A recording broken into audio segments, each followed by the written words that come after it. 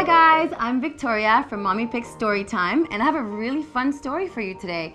It's called Edgar, Allan, and Poe and the Telltale Beets. It was written by Natalie Rampella, and the artwork was done by Francois Rouillet. Ready? Edgar, Allan, and Poe and the Telltale Beets. It all began with the beets. The revoltingly red beets that drove Edgar, Allan, and Poe to do the horrible thing they did.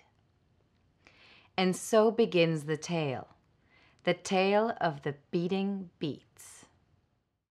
The three boys lived in a rickety old house.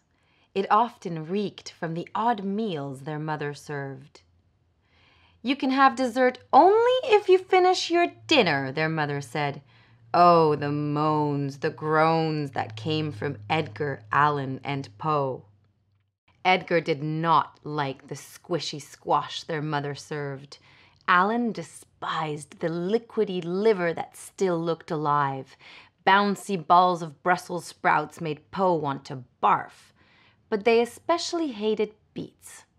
Beets were so red, so slimy, and so hard to hide. Edgar, Allan, and Poe often got no dessert. Until the three boys discovered a loose floorboard underneath Poe's chair. Wednesday night at dinner, the family sat down for meatloaf and a big helping of beets. "I have a plan," Edgar whispered to his brothers. "I will get Mother and Father's attention. Allan, you will grab our disgusting dinner, and Poe, you will put it under the floorboard." The two other boys nodded. "Oh my goodness," began Edgar. "What do I see at the window but a giant wearing an Elvis wig?" Allan stabbed at 3 helpings of beets onto his fork. Poe lifted the loose floorboard. The beets slipped into the hole with a splosh. Poe quietly replaced the floorboard. "What great appetites you have!" exclaimed their mother. "As a reward for finishing your meals, you each get a big bowl of banana pudding." Thursday night, liver and Brussels sprouts were served. Allan shivered in disgust. "Oh me, oh my! What is that I see on the lawn?" questioned Edgar. "Could it possibly be an alien in a clown suit?" The liver languished and the Brussels sprouts bounced as Allan dropped them into the hole under Poe's chair. "My boys, you ate it all! You each get a thick slab of chocolate cake," their mother said, clapping her hands together in delight. Friday night, their father ladled cold cucumber soup and squash into each of their bowls. "By golly, a dragon is eating your prize-winning rosebush, Father," Edgar said as he pointed at the window. The soup spattered and squash squished into the hole. Allan had to use his toes to hide all the strings the squash left around the edge of the floorboard. "You boys never cease to amaze me," their mother laughed. "Oatmeal raisin cookies for each of you." Saturday morning, as the boys ate their pancakes, which they actually liked, Poe began to notice a funny smell. "Something stinks," he said. His parents couldn't smell a thing. "Why, that's probably from the giant removing his shoes," Edgar began. "Giants have big stinky feet." He kicked Allan and Poe under the table. They nodded. As the boys finished their breakfast, they faintly heard a beat, beat, beat, beat. By lunch, the smell was overwhelming. "Phew!" exclaimed Allan. Their mother raised her nose in the air. "I don't smell anything."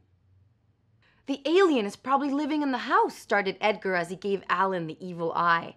"Aliens don't own toothbrushes." The boys thought they heard a quiet beep, beep, liver, liver, but they weren't sure.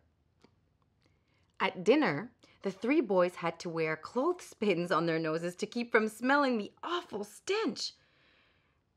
"Whatever are you 3 doing?" their mother asked. "Covering our noses from the awful smell," cried Poe as he ran out the room for fresh air. Their mother looked at their father, confused. The dragon is probably burping up stinky roses, explained Edgar. None of the boys even finished their pizza, which was their favorite. As they left the table, they softly heard, beep, beep, liver, liver, Brussels, Brussels. But they ignored it. Sunday morning, the family sat down for breakfast. The boys' faces green from the smell. The boys' mother slopped oatmeal into their bowls. They hated oatmeal. Edgar looked at Allan. Allan looked at Poe. Poe looked at Edgar. Edgar poked Allan to remove the floorboard.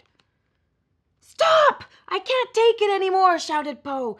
The beating of the beets. We've ruined them under the floorboards with all the other awful dishes we've been served." Poe bent down to show their parents what he was talking about, and beet, beet, liver, liver, Brussels, Brussels, soup, soup, squash, squash. Suddenly, wood splintered as the mixture spewed out like a geyser. No longer were there beets, cucumber soup, and liver. Now there was a large blob that smelt like a moose with Brussels sprouts breath. It spun through the air. The whole family watched until down it came, landing splat on Edgar, who just before it hit opened his mouth to shriek. The mixture covered his hair in a stringy, chunky, drippy mess that jiggled when he shook his head. A large, bubbly blob clung to his right earlobe like an enormous earring. Edgar spit out what had landed in his mouth, let out a cheese-curdling scream, and ran to his room. At dinner that night, the boys ate every awful scrap on their plates, including the yucky yams with a parsley garnish. Needless to say, they did not get dessert for quite some time. Edgar, Allan, and Poe's father fixed the loose floorboard under Poe's chair and under every other chair in the house. Except, however, one floorboard. A floorboard someone's peas were under.